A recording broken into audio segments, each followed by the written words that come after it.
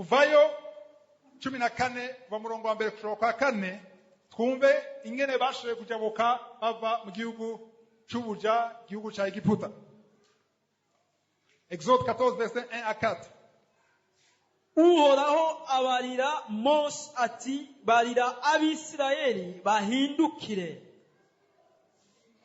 bacumbike imbere y'Pi-Hahiroti hagati y'Imigidoli n'ikiyaga aharabana n'ibayira Bayali Sefoni, aharabana n'aho hantu mube ariho mucumbika iruhande y'ikiyaga.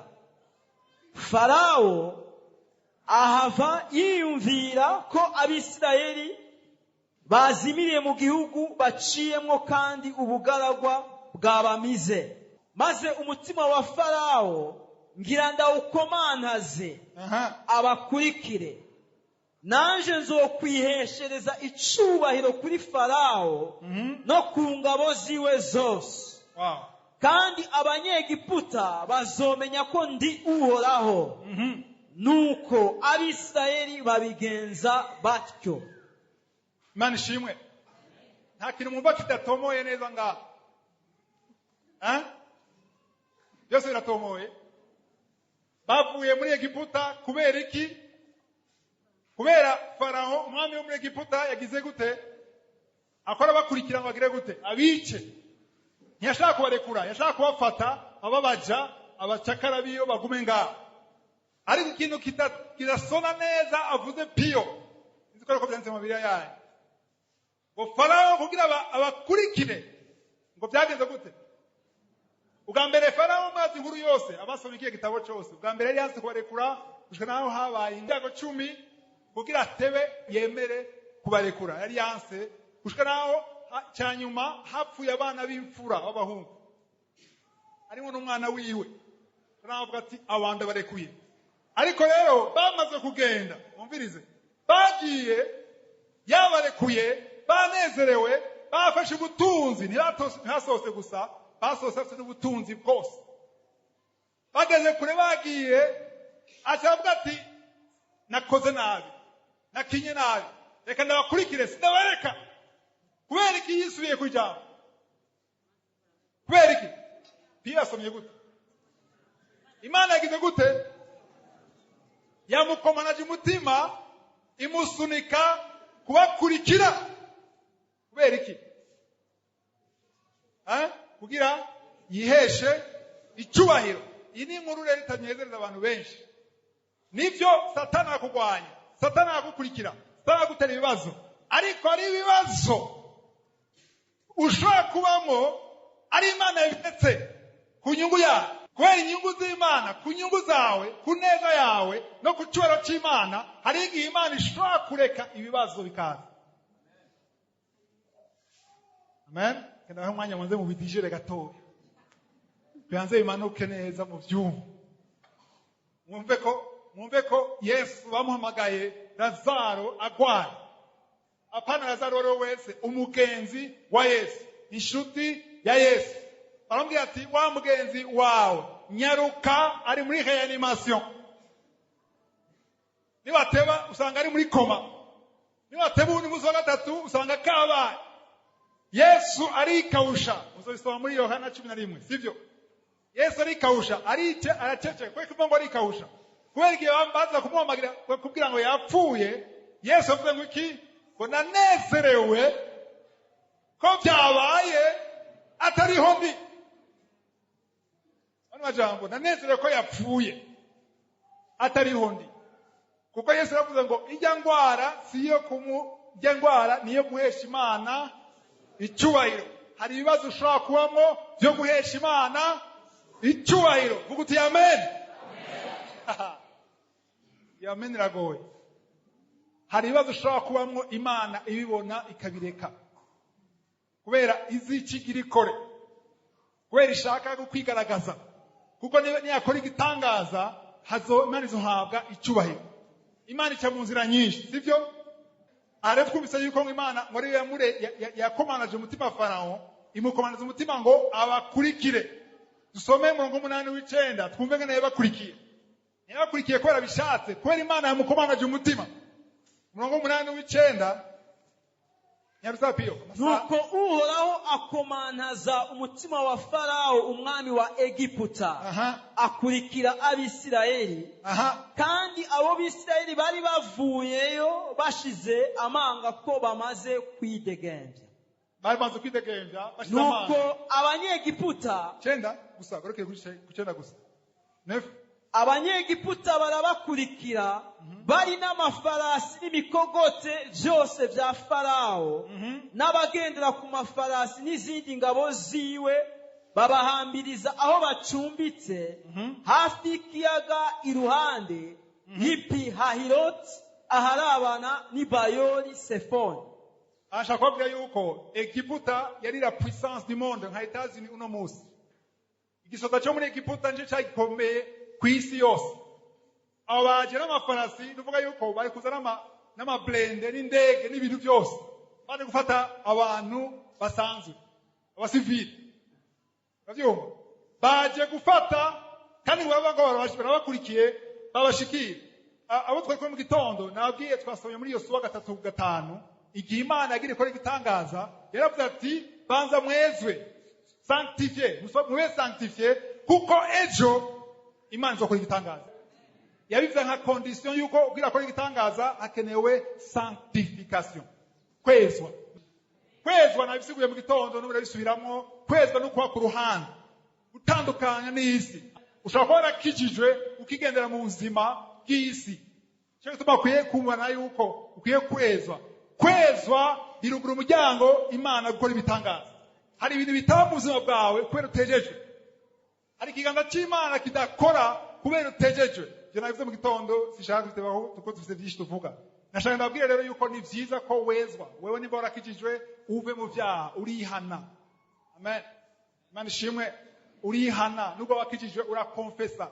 Abantu benshi baravuga ngo umuntu yakijijwe ntabwo agikeneye kwatura. Muri Yohana wa mbere cyo cya mbere murongo w'9 iryo kete ryandikira abapagani ryandikira abakizwa abana biwe atangura kuvuga ngo bana banje bato. Imana ishimwe abana biwe mugakiza kababwira ati nimbagiro wakoze icyaha yature araharigwa. Imana ishimwe rero uri ngaho utarakizwa uje kuraba umukozi w'Imana ko yasoma Bibiliya Pio muraho umuntu ndashaka gukizwa nasubiye ko gukizwa biva mu mutima. Gukizwa si guforsa umuntu ngo yature ngo asubiremo amajambo. Gukizwa no kuba wewe uhitamo gushaka kwakira Yesu muzima bwawe. Ari abantu benshi batuye ariko badahindutse bagoma mu byaha kandi batuye. Rero ngaha twumva yuko barakurikiwe umurongo w'10 so umurongo w'10 no turasoma ice umurongo w'10 Farawo abegereje Abisirayeli bunamura amaso babona Abanyegiputa babakurikiye inyuma baranduka imitima maze batakambira Uhoraho. Yego babaza Mose bati mbega nta mva zari muri Egiputa mu kutuzana gupfira mu bugaragwa. umurongo wa 11 ukurasoma wamusimbira ko ntacyo bandanye. Niki cyatumye utugira utyo kudukura muri Egiputa? ugere 12 iki sico twakubwira tukiri muri Egiputa tuti tureke dukorere Abanyegiputa kuko iciza kwari uko dukorera Abanyegiputa hako dupfira mu bugaragwa. Imana ishimwe ngo iciza twari kuba muri Egiputa hako dupfira mu bugaragwa. Kubera ko yavuze gutyo bamaze kwemera ko bapfuye mu bugaragwa. Watuzana ikinga kwidodomba buzuye ubwoba. Iyi nkuru murayizi mwarayumvise ubwa mbere baravuye muri Egiputa bageze imbere y'ikiyaga gitukura la mer rouge ntibashobora kujabuka kandi bashobora gusubira inyuma. Uhagaze imbere y'ikiyaga gitukura udashobora kujabuka inyuma harinde ingabo za Farawo zije kubagira gute avuga ati aba bantu hako bagenda hako bansuzugura turababura twese abice kandi bashobora kubica tuje gupfira ngabo bugaragwa kandi hariya muri Egiputa hariho twari gupfa neza bakaduhamba. Yumvira abantu bafite ikibazo cyo guhamba bashaka kwibaza hako dupfira ngaha ibikona bikaza kutujya omwe boduhamba tukimba bakadushiraho ngaha uribaza icyo kibazo ugira upfe uri kuriyumvira ngene wohambwa akwiyumvira ubuzima bwawe mana amajambo bari bamaze kwemera ko bapfuye bakavuga ngo ntiwatuzanye ngaha ngo twarakubwiye niko vuze twarakubwiye ngo tugumize ngaha ariko nagenda usomye neza igitabo cyose barasohotse banezerewe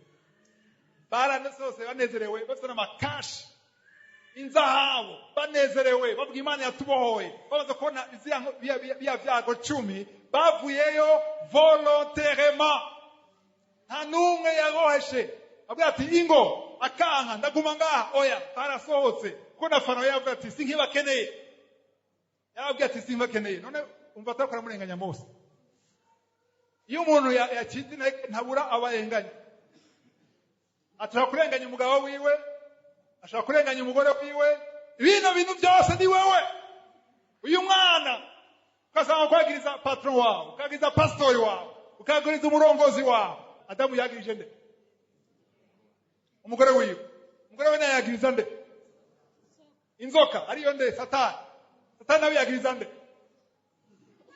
yari yagirije yaciye atwenga ati nabahejeje nicyo arashaka igihe cyose uzogira ikibazo ukagira umuntu wagiriza waguye mu mutego wa Satani nubwo wewe uwundi yagize ikosa wa responsable wabikoze si wambeshe ntabwo umuntu usaba kwagiriza Imana ishimwe nagana bekereye ko ngaha bagize ubwoba barihebura batamura kwitotomba bagaze imbere y'ikiyaga gitukura ino nyigisho nshaka kubwira umuntu ari imbere y'ikiyaga gitukura cyane ngira mwese mugabo nimba uri imbere y'ikiyaga gitukura nuvuga yuko ahantu udashobora kujabuka waragerageje kujabuka biranga nawe ukoresha ingufu zawe ntushobora kujabuka kandi ikibazo rero si ukujabuka gusa ntushobora gusubira inyuma urumva aho hantu ntushobora kujabuka ntushobora gusubira inyuma ahubwo witeze gupfa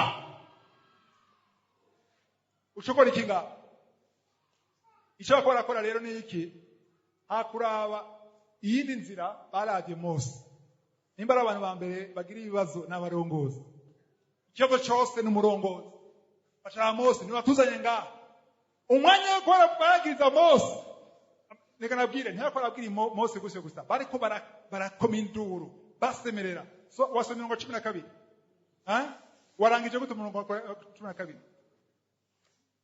kwari uko dukorera abanyegiputa hako dupfira mu bugaragwa Imana ishimwe nuba yuko rero hajya gitukura nikibenteresa kwege gitukura ni direction hehe batorera imidirimbo yigushizerano sivyo ni direction yaho baroye cya gitukura kiraza ukijabuse wari kuratumbera ikanani amen aho bavuye niho ibyago biko birava niho Satani akorava nukuba yuko bakora abwira Mose baraba ageze bashira amaso ku ngabo za Farawo turangene Mose yababwiye murongo 13 Mose yishura abantu ati ntacyo mutinya mwihagararire gusa murabe agakiza uhoraho agira ngo abazanire uwu munsi kuko abanyegiputa mubonye uwu munsi mutazokongera kubabona yari yahishuriwe bamubwira gute mwihagarare gusa ariko icyo nkunda cyane yavuze mirongo 14 soma 14 uhoraho niwe agira ngo abagwanire namwe mwinumire gusa kweki munuma ntiyabwiye nimuvuge nimusubire kwitotomba nimusubire kuvuga amajambo nk'ayo nimwirekere gusa uhoraho agira abagwanire aha nashaka mvuga ikintu kimwe gikomeye ugitahuye nawe nushamuhagarika nkangata nta ugutahura yuko ikintu kibuza uhoraho kibuza uwiteka kibuza ndiho gukora n'akanwa kawe washobora gukontorora ku kanwa kawe ukaraba amajambo avayo nisubira ngo ntumuceceke ahubwo uvuga amajambo ajyanye n'ibyo ndiho ashaka gukora. Ashaka kuvuga ngo ceceka, uriko uvuga amajambo mazima. Mose yavuye gute ngo nimureke ngo tugira ngo abanyegiputa mubona kweki yavuye mubona ariko barabaraba aho muko muraraba nimuzosubira kubabona ukundi nimuceceke gusa ngo niceceka ngo murabe ugira gute utabagwa kuhoraho sivyo. Murongo 14 gardez le silence ko handitse mu Gifaransa. Bega uri kuvuga iki muri kano kanya mu bibazo burimo imbere y'icyaha gitukura, imbere y'ibibazo urimo uri kuvuga iki? Ushobora kuvuga ati hashije ko navuga mu mutima uri kuravuga. Ukiyeho ko mu gitondo singize nidodomba mu mutima uridodomba. Nimba widodomba mu mutima reka kure yuko iyo myidodombo iraduga irazamuka mu guharura muri nombre. Imana yabwiye Mose ngo imyidodombo y'Abanyisirayeli weraduze yarazamutse ngiraza mu matwi yanje. Yaje mu matwi yanje abatari babizi ngira bashasha abakobwa yuko imyidodombo yawe yose iri kuraba enregistré ikiraduga mu matwi y'Imana ngo narumvise imyidodombo yanyu ngo nzogeza ryari kubihanganira. Ubwo rero ngo aho ngeze bongira ndabahe iki ivyo mwivugiye mwebwe nyene n'akanwa kanyu. Bivugiye gute? Bavyumvise bavuze gute? Kofa tugira gute? Kofira he? Hako tugenda ahantu hatari intuze atwofa dupfira ngaha sivyo? Kofa dupfira ngaha uje kutwikiza ngaha iyo tuguma hariya ahandi henshi baravuze ngo twofa dupfira mu butayu mu bugarago. Nabwiye yuko ababivuze barapfiriye bose barapfiriye nta numwe yinjiye mu gihugu cy'isezerano kubera amajambo yarabaye menshi. Imana arihanganye igihe kimwe umwanya irihangana hagera igihe biraba byinshi ngo ivyo mwivugiye ngo nivyo bigiye kuba kuri mwebwe. Anashana bereke rero ikintu cyitwa silence. Abariko barandika mwandike silence gusa agacerere. Nimba mu gacerere gakariniya sako ku munwa naho ku mutima. Uko ndakugira no washobora kugira gacerere mu mutima mu kanwa n'ibizosohoka. Abisubiremo niba washobora kugira gacerere mu mutima ukitega kubona gutabagwa kw'Imana ku kanwa kawe uzoshobora kwidodomba. Widodomba kubera iki? Widodomba kubera bitagenda neza. Iyo utaronse icyo ubona abandi bafise wowe udafise biraguca ingufu ukumva urababaye urarenganijwe ugatanga kuvuga amajambo mabi. Nagenabwire ko umuntu arinze yatura akidodomba yavyamaze gusha mu mutima wiwe. Wageze ahantu udagishobora kubikontena bikaba kubigumiza muri wowe biba vyakomeye ariko nawe utabivuga ndiho aravyumva ariko ashaka yumvirize ndashaka byukuri kino anabwira nawe nogeza ngaha gaca mpagarika hanyene umenye ko ndiho ariko arumviriza ivyo ukuravuga mutima. Ibitakunejereje simvuze ngo ni vyiza si vyiza bisa nabi ariko shima Imana kuvyaguha. Shima Imana ku rukundo rwawe, shima Imana ku bushobozi bwawe. Hindura amajambo, ceceka,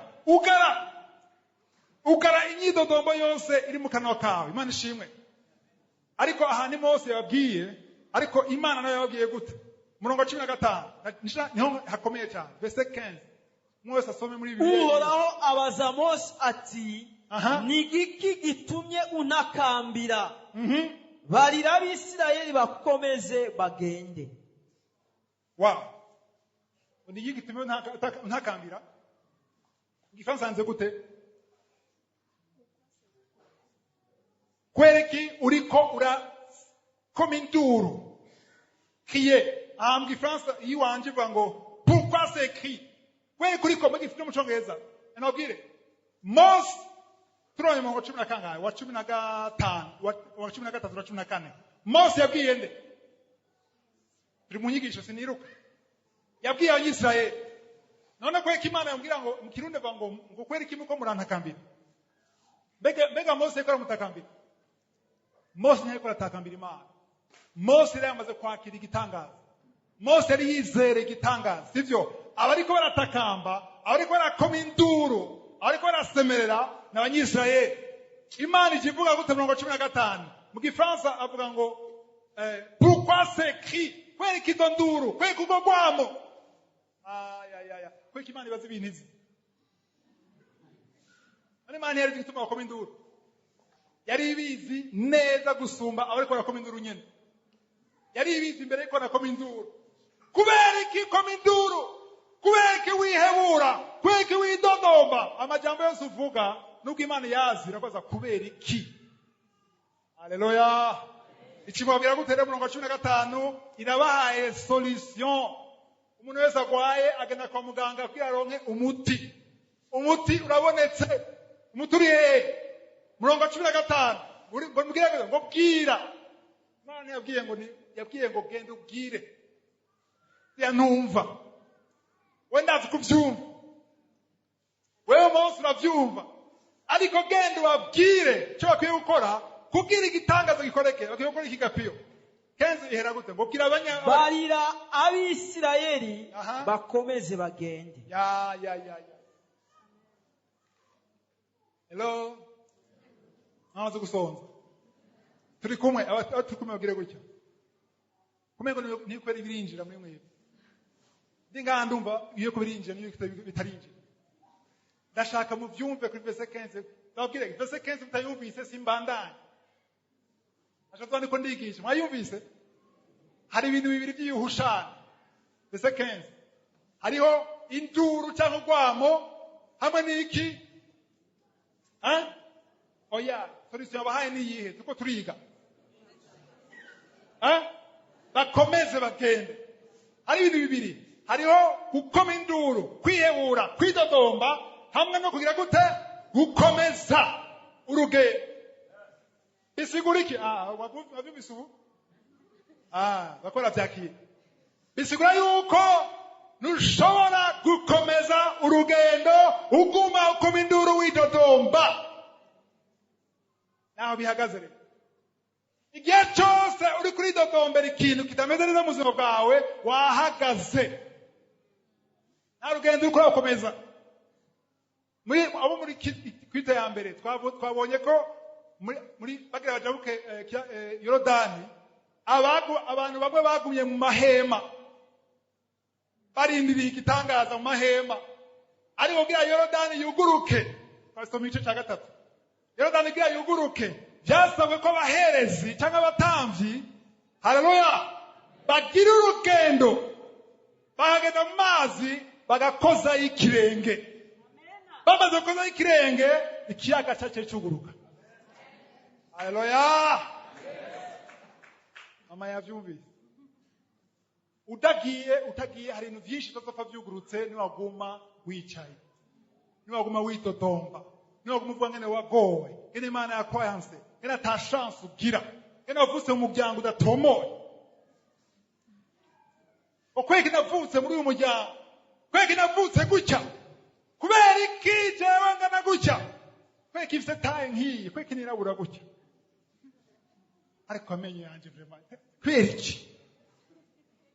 Eraba, abandi barize, abavyeyi banje bandi mu ishuri. Kubera iki? Iyo nda mu ishuri kandi asubwenge ntagiye mu ishuri hakani yonjayo. Urumeze nkande babantu bako baratuma urutoke Mose. Umuntu yakure, n'umuvyeyi wanje. Ni mukadata, ni naka, igeze ayo majambo yose muri frame. Nta rugendo ukomeza uguma widoga ntibishoboka. Ibyo mubimenye. Uve ngaho uvuze ngo apana frame moteur. Ugufyonda bien break na frame ugakwega. Ko frame moteur abandanye. Kagenda gabanya fata frame ifire. Bakarero gake muna feri. Nabwire feri cyangwa frame ifire mu Kirundi. Nuguhagarika amajambo yose nabwire nuko bari ubana nuko warafashwe ku nguvu. Sivyo nuko warakurenganije nuko bakurenganije bakagukura injustement. Abo bareke simo bakuremye. Atari urugendo ayisezerano Imana igufitiye.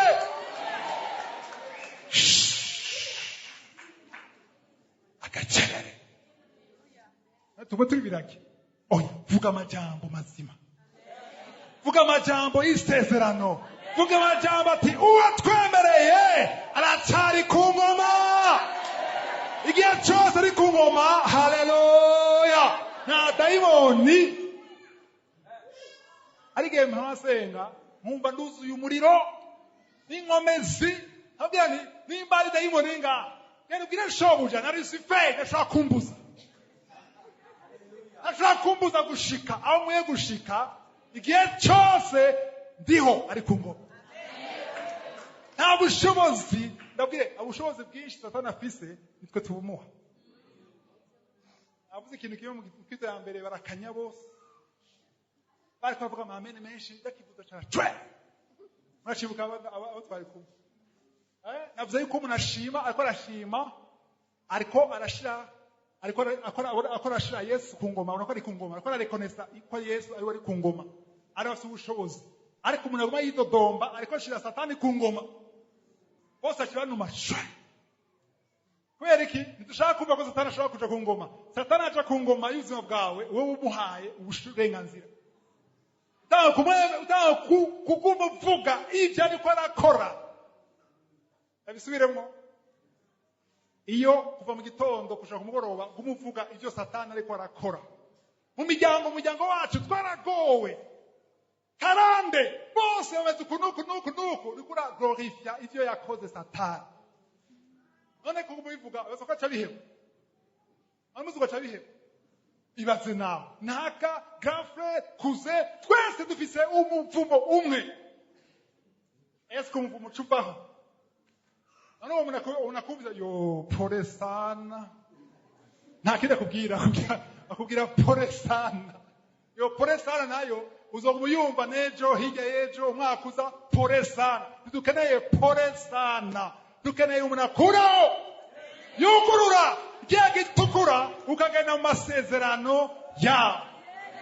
Ibyo simvuze ngo ugende mu byo ushaka, ugende mu byo yagusezeranye. Haleluya. Ndakunda cyane ibintu bibiri mwazubise mu 15 ibishane bibiri, amaborogo induru ruhande rumwe, ariko mureke ivyo kugira mugire iki mukomeze. Aha mu Gifaransa bavuze ngo babwire mu 15 havuga ngo pourquoi c'est écrit par les enfants d'Israël et qu'ils marchent.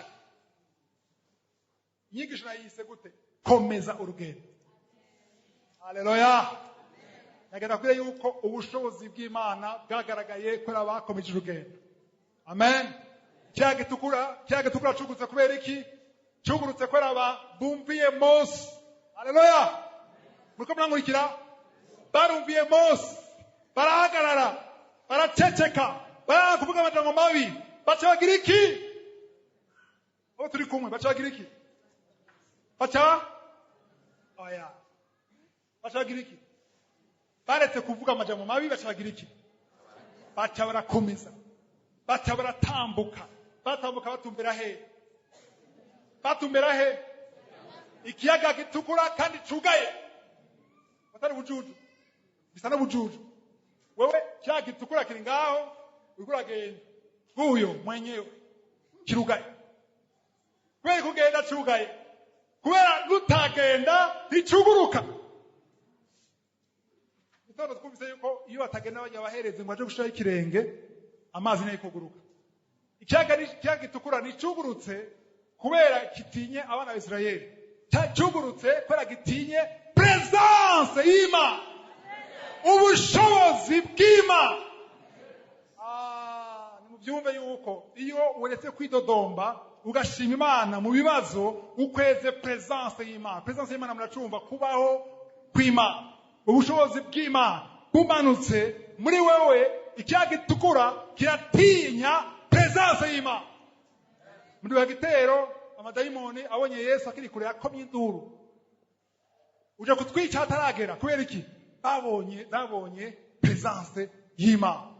Titre mwayanditse komeza urugendo. Haleluya. Komeza urugendo no kuvuga iki rero? Kumanya kuriruka. Ukomeza urugendo no kugira intambwe yo kwizera. Mana ishimwe. Cyambere nuguhagarika kwidodomba. Ndaza kwereka ngene ibyabaye mu nyuma. Cya kabiri kura amaso. Haleluya. Igihe Mose yabwira ehera uko mwankurikira ngaha ikiyaga gitukura cyari imbere yabo, inyuma hariya hari ingabo za Farawo. Igihe Mose yababwira bariko baraba iki? Direction ingabo za Farawo. Bariko baraba ingabo za Farawo ngene zije kubica. Niko babona. Ikiyaga gitukura bagihaye iki? Umugongo. Bisigura yuko igihugu cy'isezerano bagihaye iki? Muna tutizirika kenshi. Amasezerano yaratevye, yaratinze, warambiwe, wabivuyemo, ugumura gusingabo. Ekuzira ushaka guspotore, ushaka kire selfie. Ningabo. Uzira bazigira iki? Ndabwira ikintu kimwe, Satana akubesha umuraba, reka kumuraba. Reka kumuraba. Hindukira. Kuguti hindukira. Muhe umugongo. Ushira amaso muri direction y'isezerano. Kuko ntabwo muraba inyuma ugaye umugongo iyi direction y'isezerano, ikiyaga gitukura wagihaye umugongo nikizokuguruka. Kizokuguruka niwahindukira ukakiraba ugaceceka kwidodomba ugakomeza urugendo. Haleluya. Mugitondo navuze ngene bakomeza urugendo, intambwe yo kwizera. Hariho pas de la foi. Imana ishimwe. Namdabwira umudamu wa mbere yasamye muri Kanguka ngene yagize intambwe yo kwizera. Arizera, aragura impuzu z'umwana, aragura berceau y'umwana. Atarabona byaranse, amaze imyaka 6 gusa. 6 rage kubarage ni buraya byaranse. Ariko amaze meza arizera, agumashima, akaza gusengera muri iyo chambre y'umwana, agafata impuzu. Haleluya. Imyidodombo yagize imyaka 6 yose arayifuta. Abwira Imana ati, Mana ndazi ko ushoboye, wewe mayi igitereko, wiyumvira umwana. Wakimpaye wiyumvira umwana. Ndashima rero ko nubwo bitaraza ndazi ko bizoza. Arahindura amajambo, arahindura inyifato, arahindura amajambo mu kanwa kiwe, mu mutima wiwe. Umwana araza wa mbere mu Kanguka. Kubera iki? Kubera yumvise inyigisho nigishije kuri Dawudi na Goliyati. Arumva ko dukwiye kugira intambwe yo kwizera. Nambwira abashaka mariage, cyane abakobwa, kuko abakobwa nibo barabarondera, sibo barondera abahungu biroroshe. Abakuri kigaba tantangugira, ariko umukobwa naho urarindira ko baza. Muga nufise ngo muri iyi myaka rero birondera. Ariko jambo ry'Imana si wowe urondera, Imana nirungi ku muntu. Sivyo? Uramuteresha ja mu masengesho. Apana mu WhatsApp, apana mu texto, uramutereshaja mwijuru, uroni bivuye mwijuru. Ariko intambwe ukora tukutangura kumubipa, oya. Intambwe dukugira ikintu kwitegura, nk'umuntu yiteguriye mariage. Nyazo ko baberetse abagira mariage. Uritegura, abakobwa buragura ibyo mugura, ibyo musaba mugura. Ari byo mugura, sivyo? Ari byo mugura. Mugana n'umutwe gusa. Hari byo mugura, mugana mutwaye muri mariage. Sivyo? Tangura ubigure utaramubona.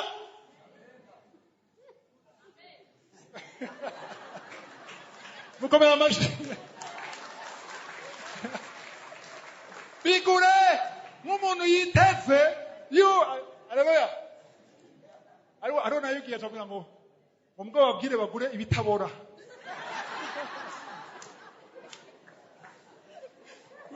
Ko byashobora guteba. Ibidafa, bitari perisable.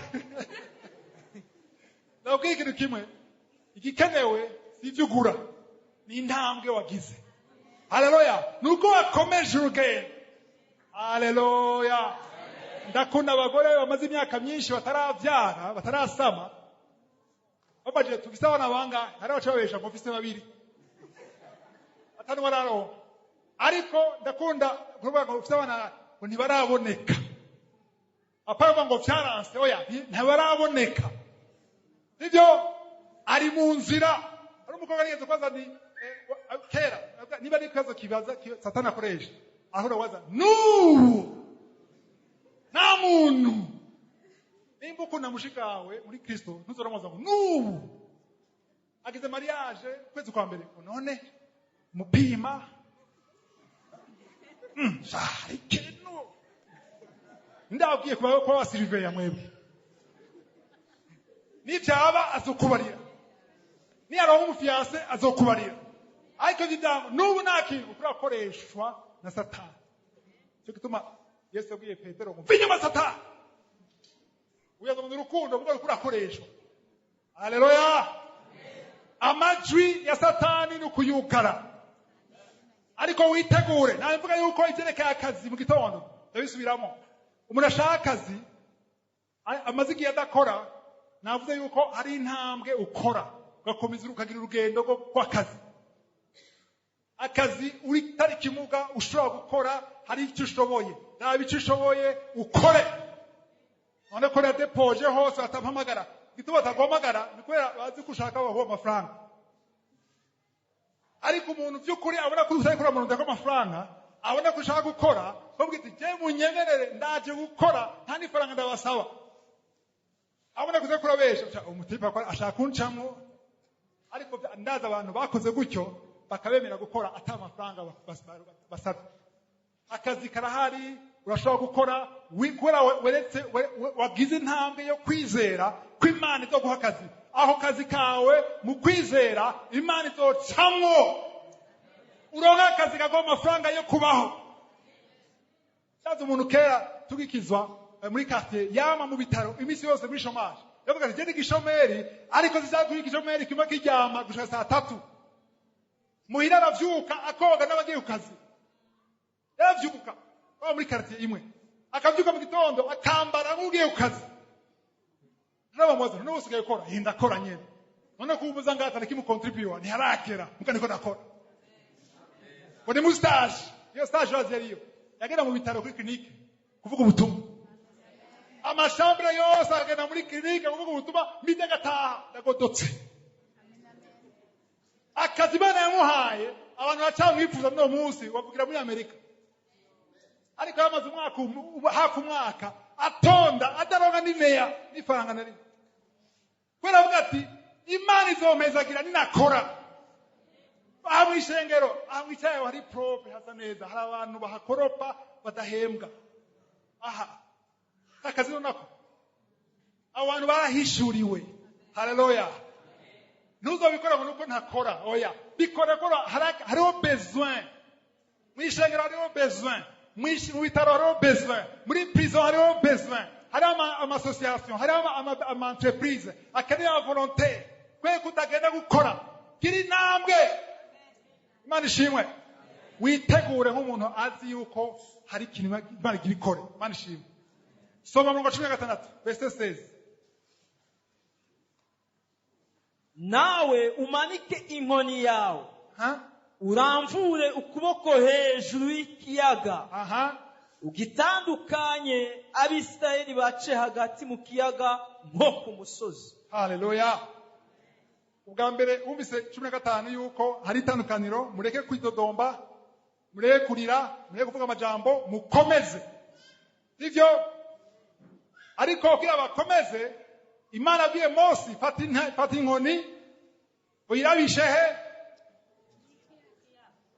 kukiyaga sivyo muri iyo sura twabonye yuko abaherezi bafashe isanduku y'isezerano bagenda batumera kiyaga Yorodani ruzi Yorodani aha nabwiye ati fata inkoni utumbereze kweki kiyaga kubera niho ari direction y'isezerano ari majambo abana b'Isirayeli bamenye yuko badakwiye kuraba hariya badakwiye kuraba ingabo za Farao ahubwo bahindukire vuga utihindukira ndashaka abantu benshi ngaho mpe namwahindukiye mwako muraraba iyo ngwara sivyo idakira bakorera raporo medical bakorera imyaka imaze atamwana bakorera ivyaha byase kuvako masturbation kwifuza ishari byaranse kuvuga amajambo bakorera ibintu byose bakubwira ko bidashoboka bakorera imyaka ikujanye ata mariage iraba hindukira bikure ko maso hanyuma nawe kuye ko maso hacabiki baza kwibonekeza kuba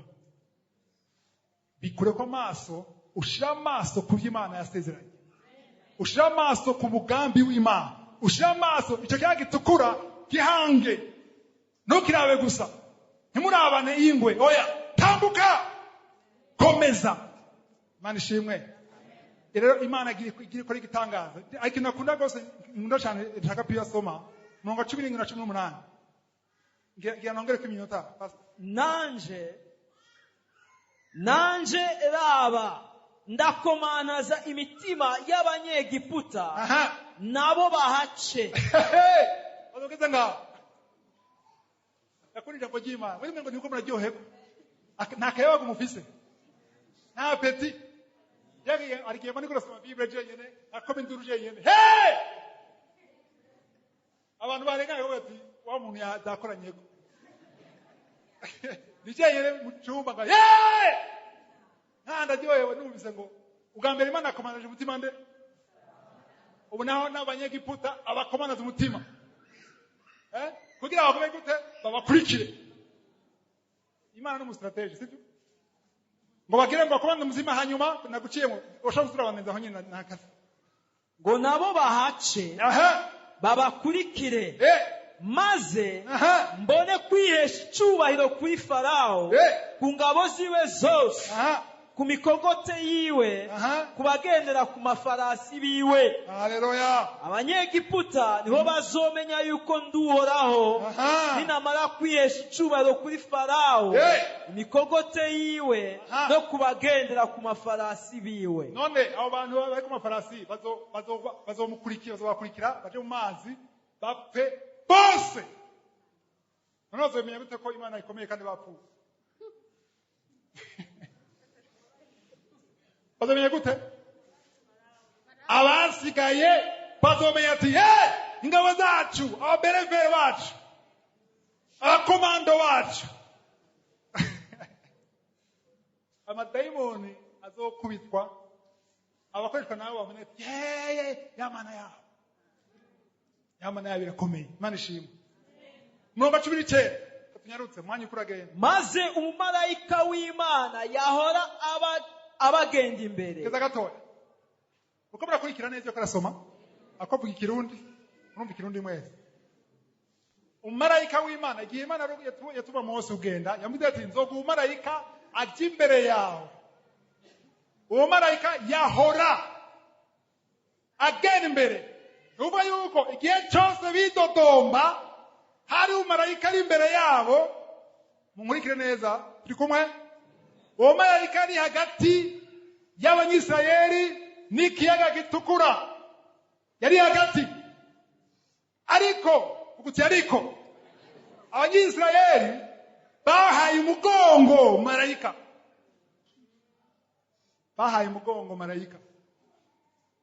Bacha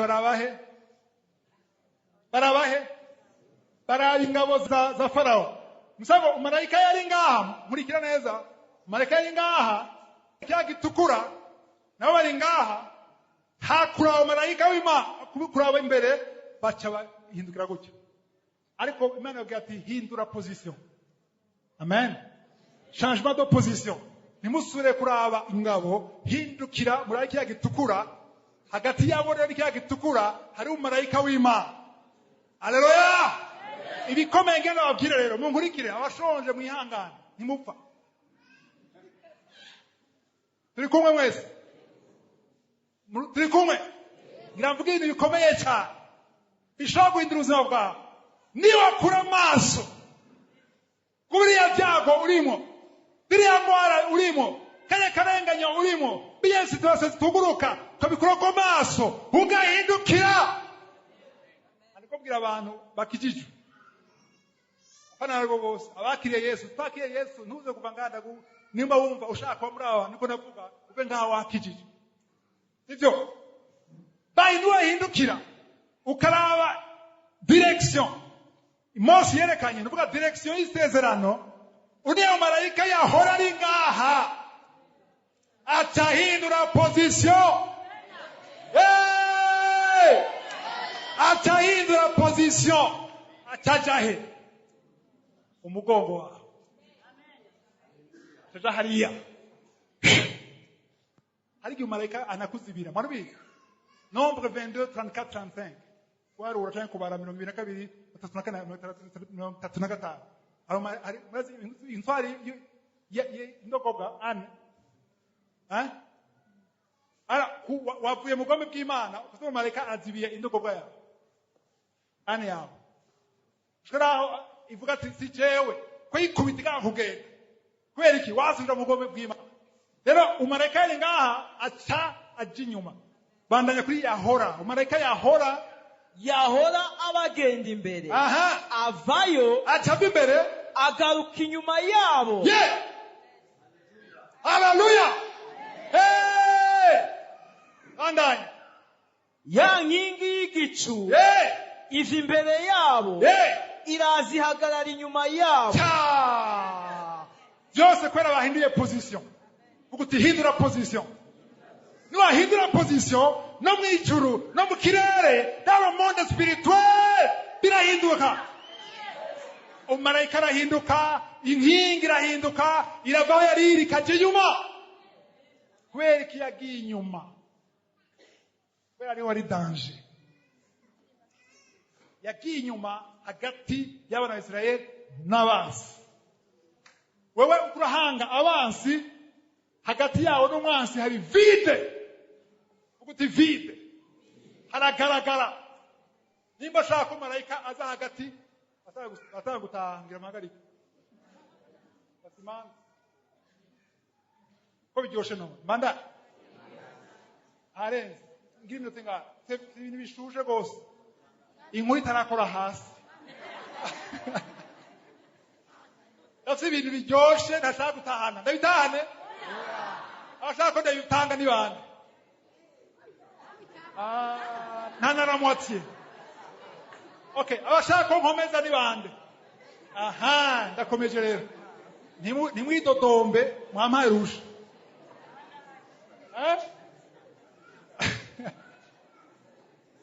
ndabandanya ko mundekuye sivyo ni sawa nimwarire akazi kanyu umarayika mwavyumvise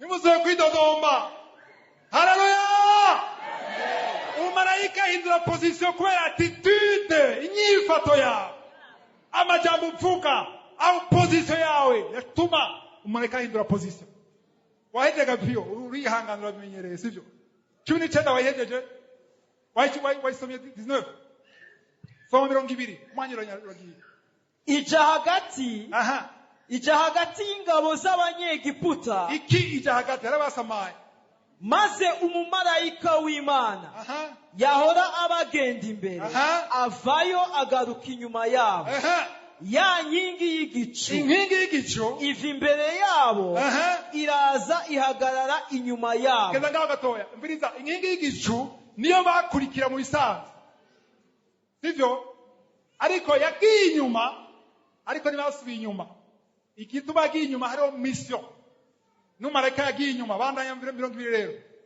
ija hagati y'ingabo z'abanyegiputa n'iz'Abisirayeli ku ruhande rwa bamwe hubikiza igicu hacura umuzimagiza ku ruhande rw'abandi haba umuco wo gukoresha mu ijoro haleluya ubiriza muko muranezerwa muko murakira urumva igicu cyarahinduye position kiza hagati ya Israeli n'abansi sivyo gusa habaye meteo yacihinduka ku ruhande rwa Israeli hari umuco ku ruhande rw'abansi ijoro umwijima haleluya bisigura yuko iyo guma bitodomba cya gicu cyari guma hajya iyo mareka guma hajya bari kuba 21 ntibaruha begerana iryo joro ryose ubiriza ndabwiye gituma ari kibikomeye igicu cyaba cyari ku murango sivyo mwijoro hazi iki inkingi y'umuri nuko yuko operation yatanguye ku murango igitangaza cyo kugurura cyabaye mwijoro ajuze ijoro ryose bari séparé kubera igicu n'umarayika ari ngaho none majambo za ngabo zari zije zaciye zihagarara haleluya zihagarazwa zibaraba barabana ngo ntibabona nta ntibashobora kurengana kuko hari umuriro hari n'umumarayika ntibashobora kurengana. Ndabwiye yuko niwahindura imvugo n'inyifato, haleluya, uzoguma mu bugaragwa kwera Imana utaragira kuvayo kumbure, ariko Satani nta bushobozi azokugirako. Azokuraba asya amenyo icoma gusa, waguma azunguruka nk'intambwe arondera uwo yorota. Kubera iki? Hari igicu, hariho inkingi y'umuriro mw'ijoro. Imana ishimwe. Hariho protection. Vende wayisomye? Bisomere. Nuko Mose aramvura ukuboko hejuru y'ikiyaga.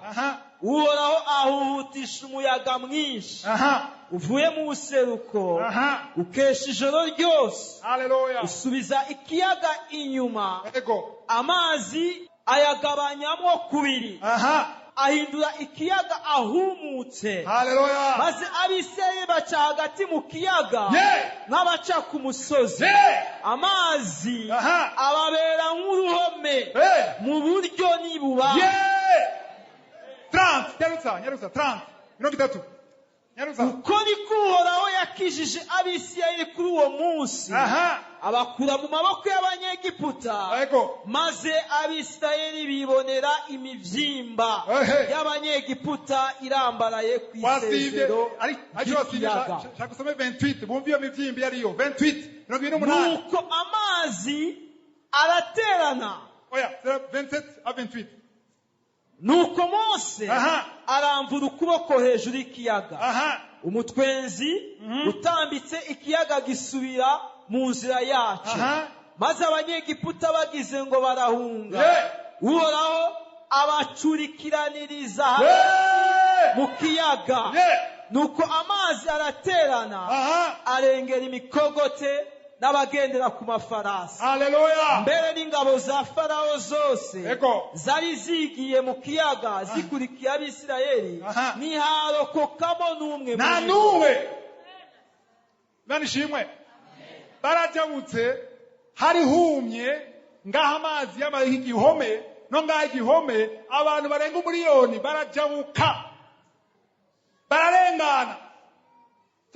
Cyagicu nabwo abamarayika bari bazibiye baca baravaho, bacasura kuri mission original. Baba sterikare rimwe arabonye filime ya Commandement, babonye bivuyeho atisha ijya zizanye, baca barazana bonyene baza gucamo. Bamaze gucamo, Mose yankoni yarabahiya ishirahindukira position ya autorite hariya. Amazi asharugara yose, bose bapfa nta numwe yadokotse. Ngo barabona imivyimba. Iyo mivyimba bavuga ni imivyimba y'Abanyegiputa bapfuye. Mu Kinyarwanda imivyimba bisigura imirambo. Ari kitangaza Imana izo gukorera ukabona imivyimba y'icyo kintu cyashaka kusibira, ukakibona ugashinga intahe bavuga ati ndazi aho yankuye. Imana ishimwe. Mu gice gikurikira Exode 15 verset chapitre ya mbere, chapitre yose nk'itangura, murumva ngene bagiye bararirimba iyo mana nziza, iyo mana. Abantu bavuga ngo yo dupfa dupfirariya imva, iyo mana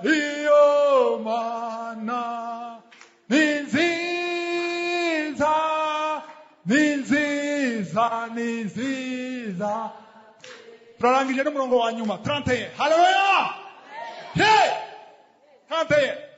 Nuko Abisirayeli babona ibihambaye Uhoraho yakoreye Abanyegiputa, baca batinya Uhoraho, baramwizera, bubaha n'umusavyi wiwe Mose. Haleluya.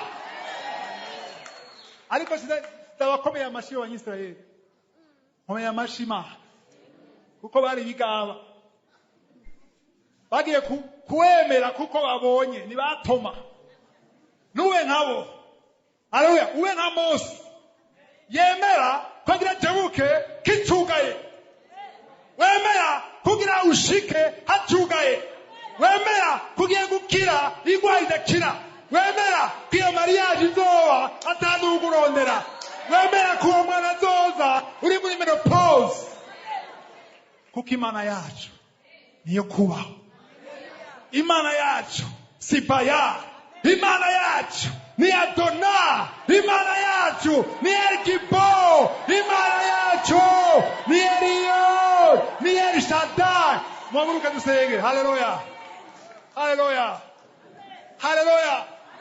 Shima Imana, anezerewe. Shima Imana, shima Imana, shima Imana.